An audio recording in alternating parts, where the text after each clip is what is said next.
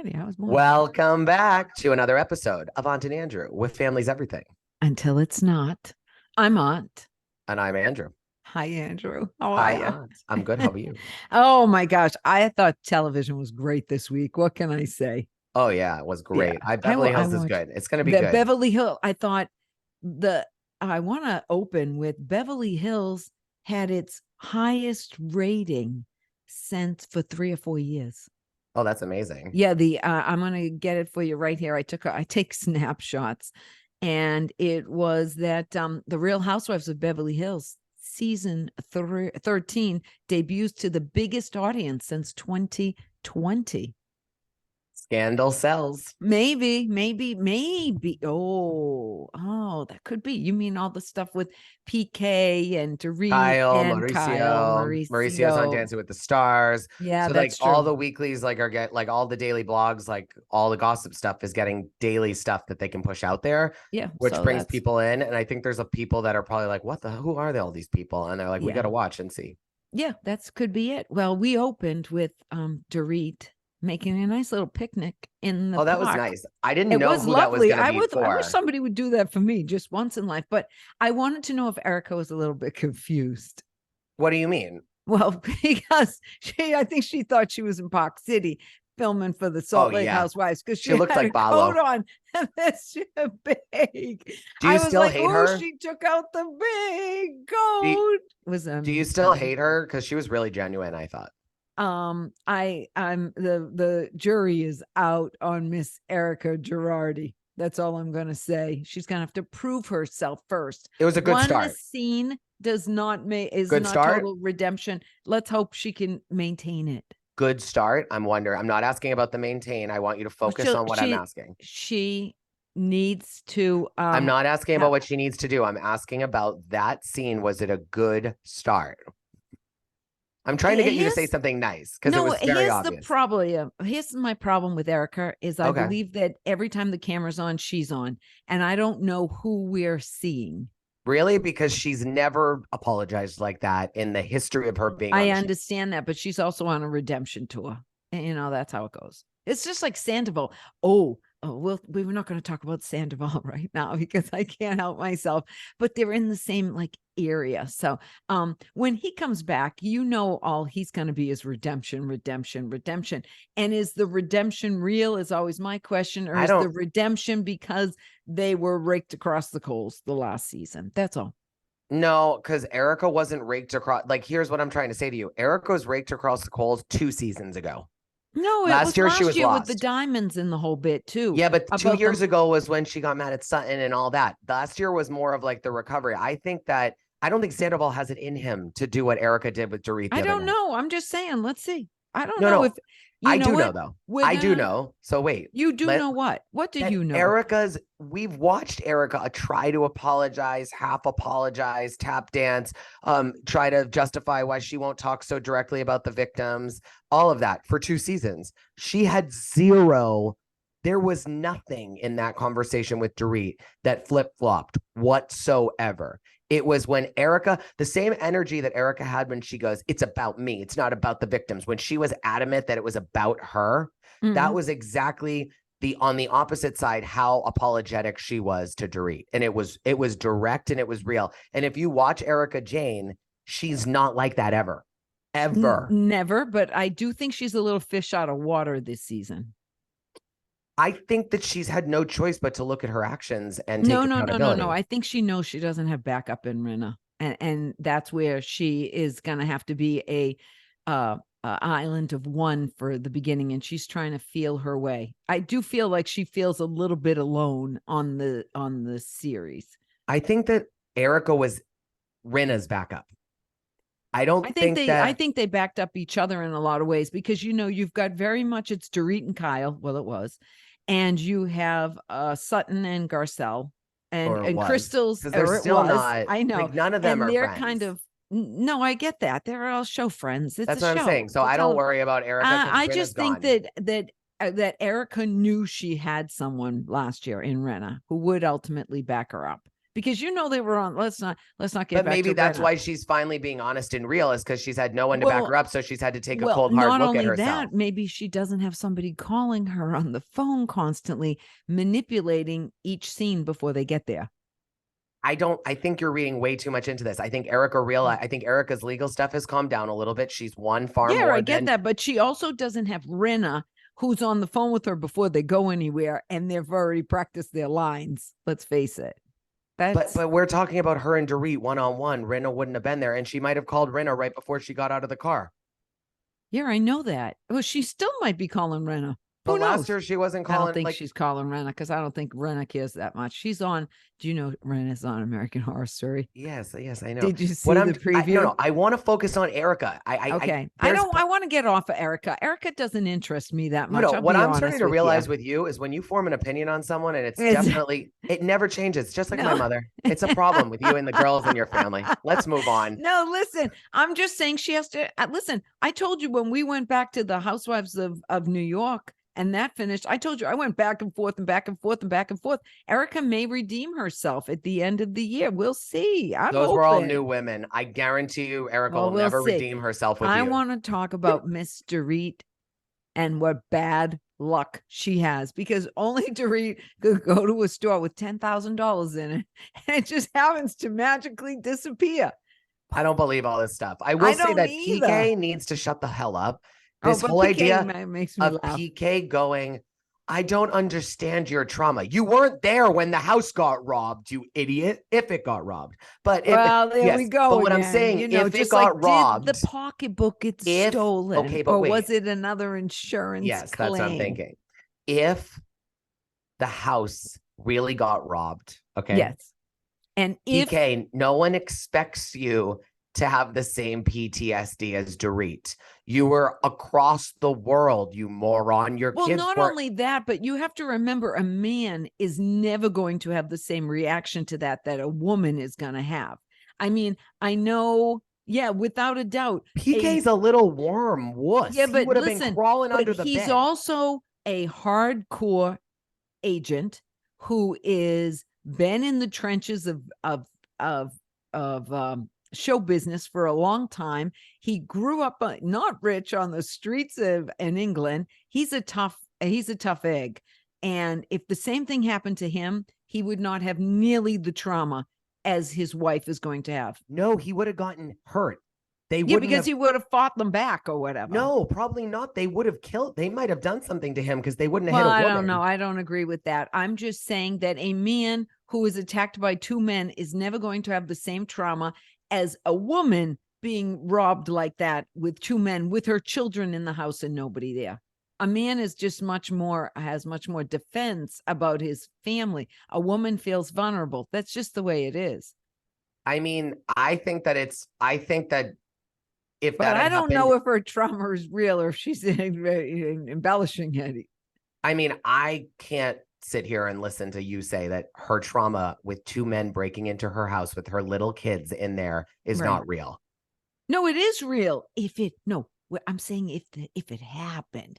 I get it. And what I'm trying to say with PK is that PK would have opened his big mouth, and they maybe, I'm not like, listen, you have to remember, you think that they wouldn't have done something to PK, but do we really know if he had mouthed off to them the right way and what they might have said about his wife? If they were murderers who we have no idea. They just wanted the handbags. You know what I mean? Dorit maybe acted perfectly. Take this, take that. Please do this. Please do that. Maybe the accent made them feel bad. We have no idea. And maybe PK would have pissed them off. My whole point is he wasn't there. The experience would have been totally different if he was. We have no idea what it would have been, but it would have been different.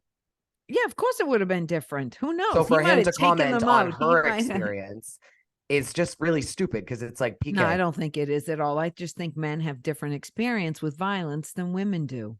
I think I'm going to guess, you know what else I'm going to guess? I disagree. I'm going to guess that PK's been in a few barroom brawls in his life. I think PK's a fraud, and he represents Boy George. He's not some big successful agent. Well, in Berlin. Does he represent Berlin, or does he just know them? I'm sure he knows them. Dorit just loves them. Remember, Dorit and PK have only been married 7 years, but she makes out like every person in his life is her lifelong friend. I think it's so funny. They also Also, Berlin also got exposure on the Real Housewives of Beverly Hills with how many ratings did you tell me? It was the greatest since Exactly. 2020. Well, last week was, but last week wasn't the best show. It wasn't the best opener, but this week was really, really good. How many times are we going to have to see Avi this season? I don't know, because I wrote down every time Avi comes on, I'm going to have I have him. Oh my God. Why do we have to see Avi all the time? I don't like him. Here we go. No, keep going. I got 6 of them. Let's see. I said, oh Avi my God, again? why is Avi Let's back? do a drinking game with Avi, but you can't drink. You'll have to have Kyle's friend, personal assistant Jen. Love that more than Avi. Is Sutton going to film one scene without Avi? No. Why is Avi in Vegas in all capital letters? Well, because he came and put her clothes away. It's desperate, just like the matchmaker. Oh, yeah, the poor Story matchmaker, make me a match. Send Alessandra. She'll find me a guy. Poor Dorit. She's never going to find a guy because she's of superior. I'm sorry. Did I call it Dorit? Okay. Sutton. Because she's of superior intellect. It was. When you're of superior intellect and you're from Augusta, Georgia, I have a question for you. To find a man. I have a question for you. When you're making $300,000 a month. Exactly. But can I ask you this question? Yeah, that's her real superior. So what do you feel about Sutton? She just wants wealth. She just wants wealth too. What's the difference between her and Bryn and Uba? Well, she already has the wealth. No. But what's the difference? No, wait. I want to know. Oh, you want to know what the difference was? Yeah. She stated that when they got married, they didn't have money and he built it. There's a little difference. They were married for 20 years. He became wealthy while they were married. Okay. So there's the difference. If you marry a poor man and he becomes rich, it's different than only looking for a rich man. It should be worse. Sutton has money herself, so she shouldn't be looking for a rich man. She should be looking for a guy that loves her. Well, yeah, but she also doesn't want like a sanitation worker. Why? She's old. He's old. Because she's you got 300 grand a month. Listen, she's of superior intellect. Well, she could go find some gigolo, I'm sure. She should go find a 30-year-old. That's what I'm saying. Well, that's what I mean by a gigolo. She could find some young guy in New York, in Beverly Hills. I don't see any difference between them. Sorry. Oh, totally. If you're married to somebody for 20 years and they become wealthy while you're raising a family together and you're married, then of course you should and it would be either way, no matter who made the money. If it was her and they got divorced after 20 years, I'd expect him to get the how money old too. was Sutton when she got married, and how old is Bryn, and how old is Uba? Sutton was probably, let's see, because she was married for over 20 years. Let's see how old Sutton is, because I think she's about 45, and I think she's been married to the guy since her early 20s. And that does make a difference. That does make a difference than Uba and Bryn, though, too, because where they're at, they're not in their early 20s where they're willing to like get to know someone, start a family, see what happens. They're older and they want more financial security. She's 52. Yeah. So what? And she's been divorced about 4 or 5 years. So 20, she was in her 20s. Yeah. And they're not. And they're not. They're all both 35, 40 years old. Exactly. So why do they want to start a wholesome little family marriage and see where it goes? They probably won't marry a wholesome marriage. I think when you meet someone in your 20s, they're going to marry some old guy who's 45, 50. Let's face it. That's what they're going to marry. When you meet someone in your 20s, you don't expect them to have tons of wealth and all that I agree. If they're in their 20s. Right. But if Uba and Bryn, if one of them wanted someone in their 20s and they wanted them to be over the top wealthy, well, I think that's unreasonable. But I think anyone they meet from their age and older should have wealth. Why? Yeah, because they're old already. Yeah, I agree. So that's what I'm trying to say. It's the same thing, because Bryn and Uba are far closer to Sutton's current age than they are to Sutton's age when she met her husband. Yeah, but what so I think I'm confused. I don't know what you're asking anymore. Sutton wanting a guy right now that has money is the same thing as Bryn and Uba right now wanting a guy that has money. Now, what Sutton did when she was 20. Yeah, but I think the difference is because Sutton is already independently wealthy and they're not necessarily independently wealthy. They're just well off. There's a difference.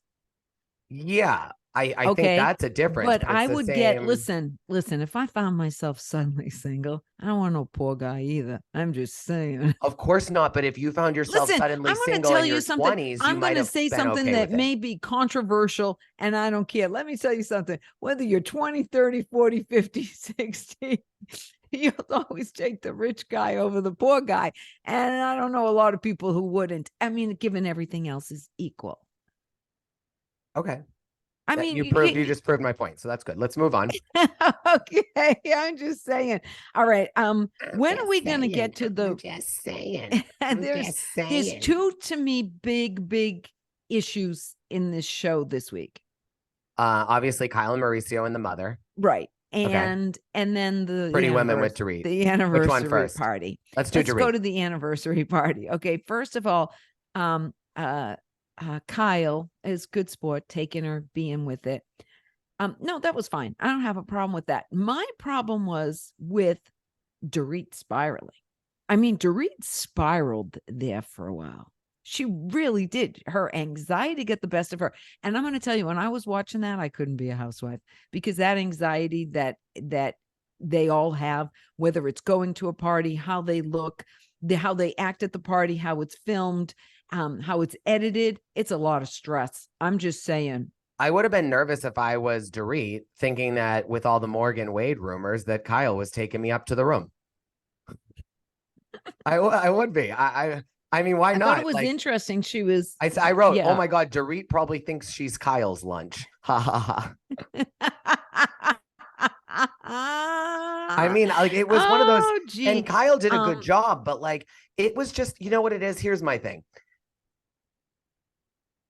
I don't understand when the housewives, and this goes back to like Teresa Giudice and Joe Giudice and like the random hotel suite in Hoboken that they had their little anniversary dinner in. Why they go out to a hotel suite, go to a nice restaurant, get a little private room, like let someone wait on you. Like, everyone they did, in a way. They had a private room. He had the suite, and this way they were going out for the night, and she had her clothes and the glam, and the rack of red dresses arrived, and the whole bit. Oh, it was all forced. It was all over the top, manufactured for television. And I can't believe she didn't know any of it, which kind of surprised me why she spiraled so out of control. Her Kyle and Dorit's conversation on the way to the lunch, though, was also very telling too. Yeah, I know. Are you and Mo okay? I didn't like Kyle's answer. It actually pissed me off. Like, what, that she wants freedom. She wants space. And it's like that whole like bake your cake and eat it too kind of a thing, right? Is that what it's called? Is that what they say? Yeah, you want to eat you want to have your cake and eat it too. What does that mean? It means that you want it all. Yeah, she does. She wants the freedom. She wants the fun. She wants the husband and the family. The money. The money. I told you, money, Kyle, it's all about money. But remember, I want to tell you, the world go round. Money makes the world go round. Listen, Kyle, daughter is Farrah, right? That's not Mauricio's. Well, yeah. What are we doing? We she's talked about no, on time, and now we're bringing up the kids. No, but she's 35. Okay. I want you to know that. And Kyle is right now how old? 52 I don't know. Or so. No, I'm going to look up age. And she's 54. Okay. We have to remember that Kyle had a child at 19 years old. Of course. And Kyle, Mauricio's around her age too. Right. But yeah, but they met right after. It was a few years. He had a kid though to deal with right away. They've never had time, just them. Right. And not only that, but she had a baby at 19. That means she was pregnant at 18. Mm-hmm. And she grew up very early in her life. She was an actress. And then she had a baby. And then she found Mauricio. And they built a life which has suddenly become fabulous. Mm-hmm. And unlike Heather Dubrow, she doesn't have to make her acting career coming back a storyline. True. She just goes and hits the Halloweens out of the park. She had those 4 kids, and she raised them, and they had reasonable wealth because forever and ever and ever, Mauricio was an agent at of course, the Hilton agency. and he made money, and they were okay in the beginning, but they weren't wealthy like they are now. No. He didn't have it. And so her girls are growing up. Portia, we had Portia's birthday. She's 15. I don't want to get too much into them, but I just feel with Kyle that she never had a childhood. Really, no, she's been a Hollywood, and then she was a kid, and it's like, and then she had 4 daughters, and now she's getting to be 50 something years old. She looks better than she's ever looked. She's got this wealth and independence that she's never had before, and she doesn't care about the rest. She feels like she did her job for the last 50 years, and it's her time now. Yep. So I do get that part of it, but some of the other stuff. But let's get back to Dorit, because Dorit looked beautiful, and it was all forced. I check out when I see these things as overproduced. I know, but everything about it was lovely. I wish somebody would do that for me. I mean, any woman that's sitting home watching it is thinking, oh, isn't that nice? Her husband really loves her to go to all of this work, even though I know it's all produced. But the best part was when Berlin came to sing "You Take My Breath Away." And Bravo shaded that moment so bad with saying on the bottom, from Top Gun, not from Pretty Woman. And then PK, it's really Berlin. It's really Berlin. And I just thought, we haven't seen these people taking their breaths away forever. And the only reason we didn't see Roy Orbison is because he's dead. And also her breath. Ugh, it was like, I thought the song was taken away. It sounded horrible. Oh, the poor thing. She's just in a room at the Beverly Hills show. You say it's not like it was acoustically correct for somebody who probably only sings the song. Do you think they were in the Whitney Beach Houston Casino? suite? Did he drown there? Yeah. No, poor Whitney. You think they were? That's where Whitney drown too? Of course. Yeah, just Whitney like Bobby drowned. Christina. I know. That's what I was gonna say, because I know Bobby. That's how Bobby Christina died too. Watch there's the biopic, the recent one that came out. That's like the real people, and they like are in the Beverly Wilshire. It's very. I watched Whitney the movie.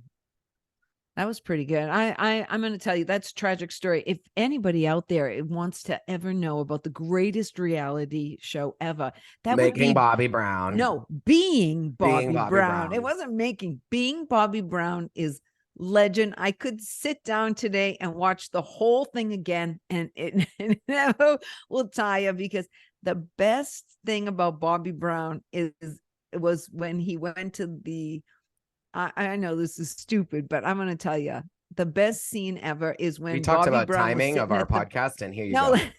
This is so good, though. People need to go back and find it. I'm sure there's a clip somewhere.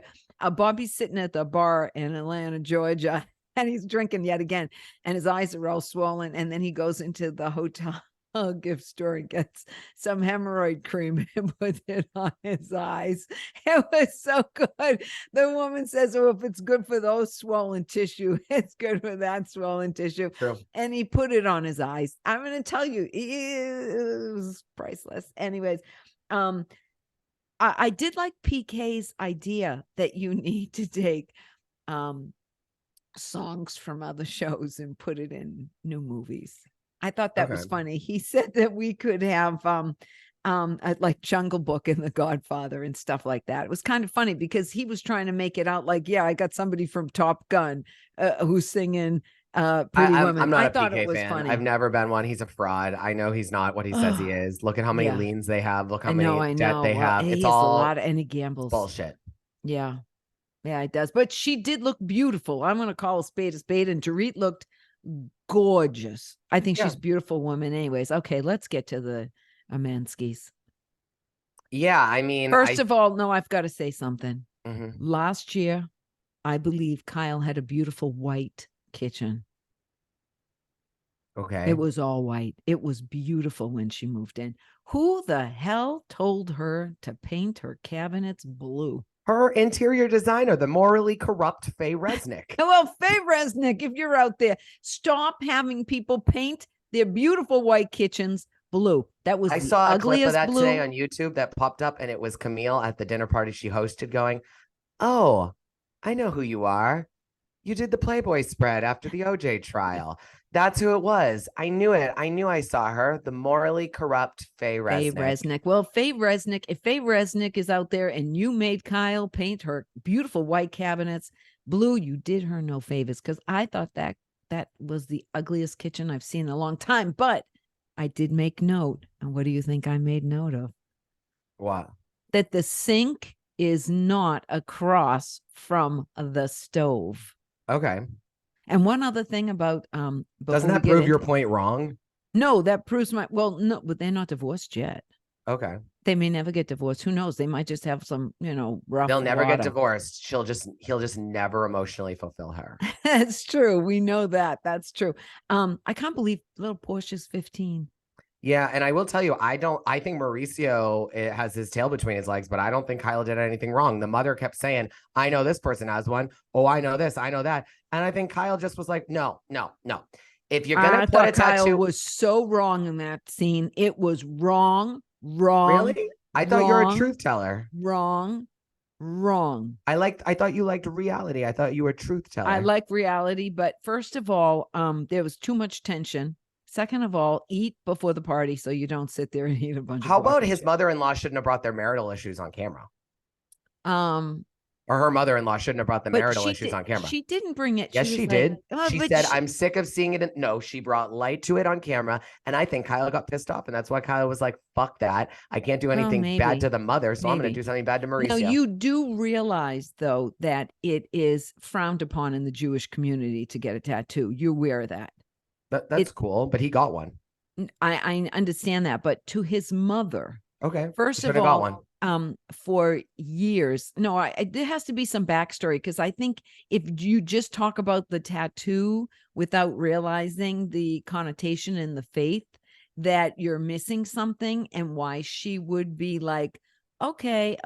First of all, it is written that you're not supposed to have any body marks like that. And for years and years and centuries, decades, Jewish people did not get tattoos because it was considered defiling the body. Number two, though, when it really, really became a hard no on tattoos was during World War II, when the Jews got tattooed their number. I understand. I understand the historical context there. No, We're not I talking about understand that, but not everybody does. So when the Jews got tattooed with their number, that became like even more of a thing. But my mother would react that way, and she's not Jewish, and she just doesn't think that there should be any markings on your body. It is what it is. I'm just talking about for the mother. For Kyle's mother, Estella, not Kyle, Mauricio's mother, Estella, whose family had to migrate, I believe he said from Russia or wherever, to Mexico. And that's how they ended up in Mexico, because they had to leave Europe. She remembers all of World War II, or her family does, because she's older. And I can see how she would be. I mean, she lives in LA now. She's a therapist or whatever, so she's probably fine with it. But I didn't think it was Kyle's place to tell her what her son had done to his body. No, I get that, but Kyle apologized, realized it. I just think that now he needs but I totally got why he was pissed at her. I did. I totally got it. And what she was doing at that moment, though, I felt was transference. Like, you're not being this and that and this to me, so I'll get you back. I think it was you brought up our marital issues on fucking camera, and I'm gonna stick it to you. She was pissed before that whole thing about how the mother-in-law came up to her. And they're not going to show her probably behind the scenes complaining about it being on camera, because Bravo won't show that. That's not taking it out on the mother. That she took it out on her husband, not on her mother. I think she didn't realize that it would come out the way it did against Mauricio, versus I think she was just trying to like make the mother-in-law feel uncomfortable. No, I think she was trying to hurt her husband. I think she was trying to deflect off of herself. Yes, and in the process, she hurt her husband, but I don't think her goal was to hurt her husband. Like, I don't think she thought, let me hurt Mauricio. I think it was, let me deflect off me. And then after I got why Mauricio was upset with her. I do too. I just don't think it was intentional by Kyle. I think that it was intentional for her to deflect, and she did it on Mauricio's expense, and that wasn't cool. And after she did it, she was like, oh, fuck. But in the moment, she was just trying to get it off of her back. Yeah. So, but who does that? I mean, it's different than someone who says, I want to hurt my husband right now. People are Subconsciously, selfish. I think Sometimes selfish subconsciously she decisions. did want to do it. Okay. I do. I think there was a subconsciousness to it. I And mean, you remember, can say that about anyone. So it's but like, remember, not that it matters or not, but she converted to Judaism. Kyle. I don't know. He wasn't raised culturally If you have Jewish. stuff going on behind the scenes, you shouldn't be going on a show and like thinking your wife is going to You sit not couldn't say get these something. people off the show if you paid them not to be on the show. If you said you could be paid the same amount if to record and not record, your Manskys would take still. But what bothers record. me is haven't we seen Mauricio's tattoo before? Like when they've been in Mexico and he has had his shirt off and all of that. I don't think it's a big tattoo. I don't but I remember. think we've seen it. So I don't remember his tattoo. I'll be honest with you. I just find it very hard to believe that after all the vacations, 15 years on the Housewives, I moments, think he got the tattoo when she got the tattoo. I think the tattoo is new.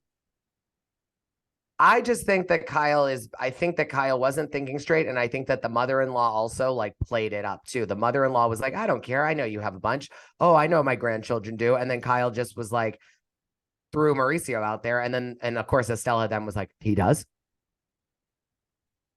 So I don't know. It was very messy. I want you to know that Mauricio is younger than Kyle by just a year, but still.